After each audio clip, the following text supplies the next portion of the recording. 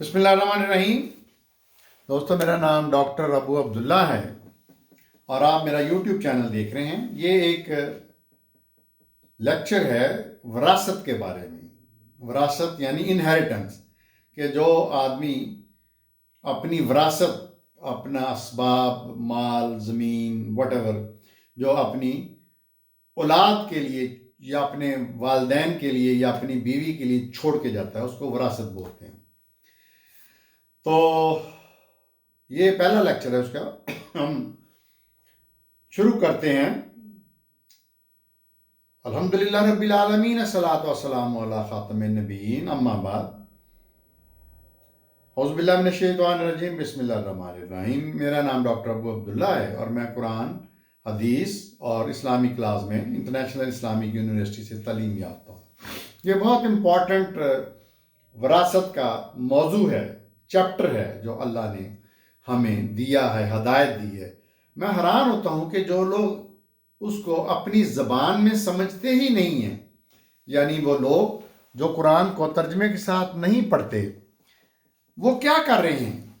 اب قرآن کو تو سمجھنا ہے اپنی زبان میں، اللہ کے احکامات کو، تو بغیر پڑھے وہ جو پڑھتے ہیں اس کا فائدہ کیا ہوتا ہے؟ I don't know. شروع کرتے ہیں وراثت کا چیپٹر میں۔ سورہ نساء ہے، 4 نمبر سورت۔ اس کی 7ویں آیت میں اللہ تعالیٰ فرما رہے ہیں کہ مردوں کے لیے ہے اس میں سے جو چھوڑیں والدین اور قریبی رشتہ دار، اور عورتوں کے لیے بھی ہے یعنی حصہ اس میں، یعنی ترکے میں، جو چھوڑیں والدین اور قریبی عزیز، وہ ترکہ کم ہو یا زیادہ۔ ترکہ مین مال، دولت، واٹ ایور، یہ نصیب فرض ہے۔ اچھا، اس آیت میں کچھ قانونی نکات ہیں۔ نمبر 1، میراث مرد اور عورت کے دونوں حقدار ہیں۔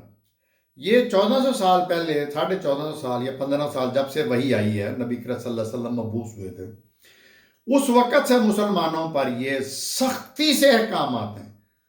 آپ کو بتائیں کہ ویسٹ میں، مغرب میں بالکل یہ احکامات نہیں تھے۔ وہ اس وقت بہت ہی برے حالات میں رہتے تھے، اور رومی سلطنت اور فارس کی سلطنت میں کسی قسم کا ترکہ عورتوں کا نہیں ہوتا تھا، سب کچھ مردوں کا ہوتا تھا، عورت بہت ہی کم تر درجے میں ہوتی تھی۔ تو یہ اللہ نے اپنے قرآن میں یہ احکامات پہلی دفعہ وہی دیے ہیں کہ یہ ترکے میں عورتوں کے بھی حقوق ہیں۔ تو اس میں پہلا قانونی نقطہ یہ ہے اس آیت میں کہ میراث یعنی ترکہ مردوں اور عورت کے دونوں حقدار ہیں۔ نمبر 2، میراث ہر حال میں تقسیم ہوگی، چاہے زیادہ ہو یا کم۔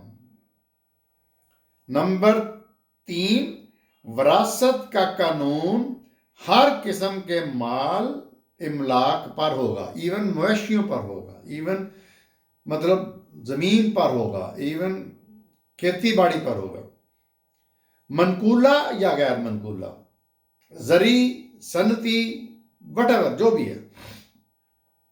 نمبر 4، وارث میراث چھوڑ کر مرا ہے۔ نمبر 5، پہلے قریبی اعضاء وراثت کے حقدار ہیں۔ اچھا، آپ حیران ہوں گے کہ ویسٹ میں ابھی بھی وہ لوگ اپنی اولاد کو کئی دفعہ غصے میں کچھ نہیں دے کے جاتے، وہ کتے بلیوں کے نام کر جاتے ہیں۔ کچھ لوگ سارے کا سارا اپنا ترکہ چیریٹی میں دے جاتے ہیں، چرچ میں دے دیا۔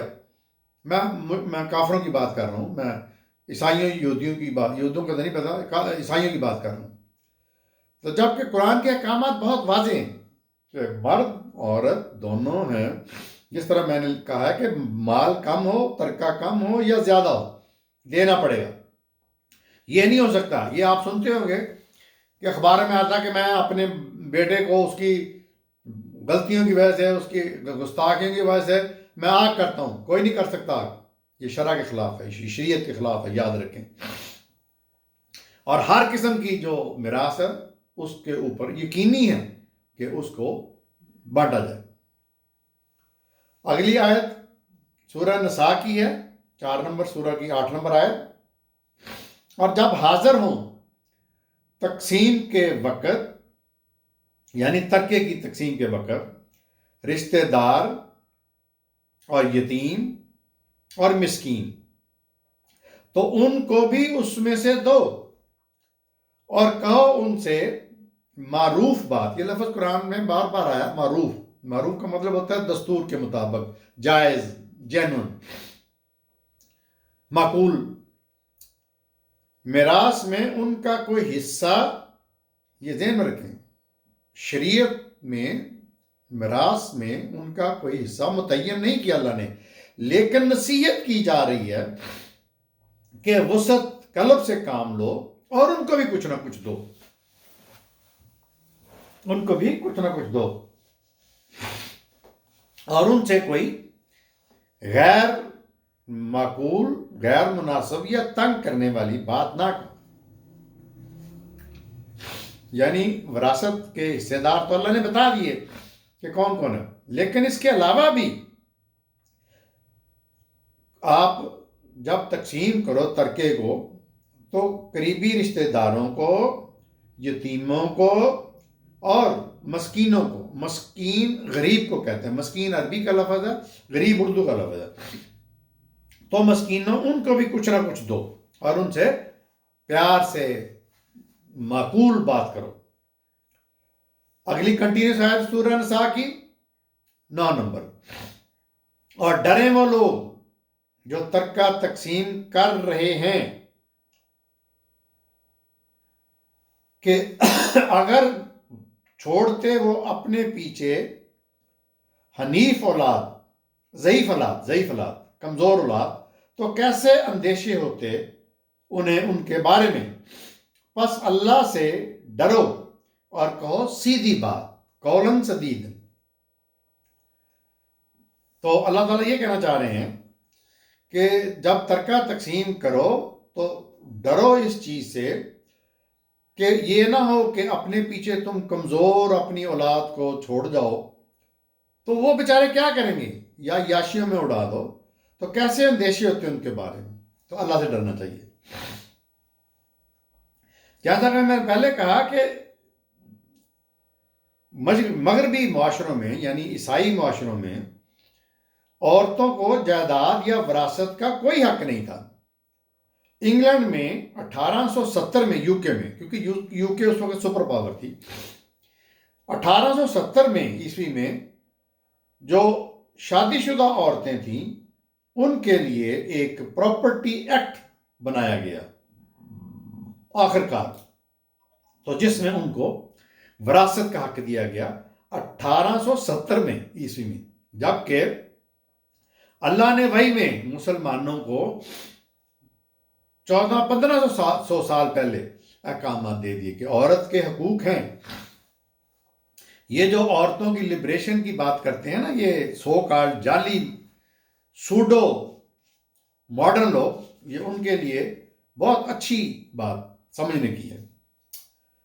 اگلا 11ویں آیت میں فرمایا، یہ سورہ نساء چل رہی ہے، وصیت کرتا ہے تم کو اللہ تمہاری اولاد کے بارے میں. اب یہ کلیئر کر رہا ہے اللہ سبحانہ تعالیٰ کہ کس کا کتنا حصہ ہوگا. مرد کا حصہ برابر ہے 2 عورتوں کے حصے کے. اب اس پہ بڑا شور پڑتا ہے، یہ خواتین بہت شور کرتی ہیں. اب ہوا یہ ہے کہ امریکہ جیسے ملک میں جب یہ مرد عورت کو برابر گنا جاتا ہے تو اب مرد کو اور عورت کے برابر حصے کر دیے گئے ہیں، بلکہ کئی دفعہ عورت کو زیادہ ملتا ہے. تو اب وہ لوگ کہتے ہیں سوڈو ٹائپ. اور یہ امریکہ میں بالکل اسلامی معاشروں میں شریعت نہیں ہے، بالکل اسلامک لاز پہ کا عمل نہیں ہوتا. وہ بالکل امریکہ کی شریعت پہ چلتے ہیں کیونکہ عورت کو زیادہ حصہ ملتا ہوتا ہے. اب میں بتاؤں گا کہ یہ مرد کو 2 حصے کیوں دیے جا رہے ہیں عورت کے اوپر. مرد کا برابر ہے 2 عورتوں کے حصے کے. پھر اگر ہوں صرف لڑکیاں ہی 2 یا 2 سے زیادہ، پھر اگر ہوں لڑکیاں صرف 2 سے زیادہ تو ان کے لیے ہے 2/3 یعنی 2/3 پورے ترکے کا، اور 1/3 دوسرے وارثوں میں دینا ہے۔ اگر ہو ایک لڑکی تو اس کے لیے ہے آدھا، نصف، ہاف یعنی کل ترکے کا، اور باقی دوسرے وارثوں میں تقسیم ہونا ہے۔ اور میت کے ماں باپ کے لیے، یعنی جو فوت ہو گئے ہیں، اگر اس کے ماں باپ زندہ ہیں تو ان کے لیے دونوں میں سے ہر ایک کے لیے ہے 6واں حصہ، 1/6 ترکے میں سے۔ اگر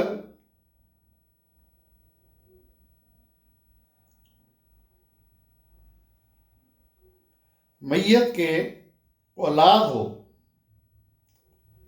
اور باقی 2/3 دوسرے وارثوں کو جائے گا۔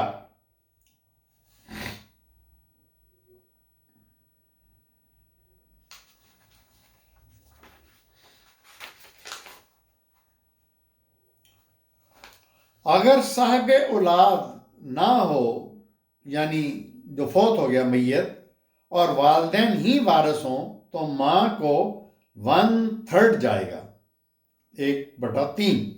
اور اگر میت کے بہن بھائی بھی ہوں تو ماں کو 1/6 حصہ جائے گا، اور 2/3 باقی وارثوں کو۔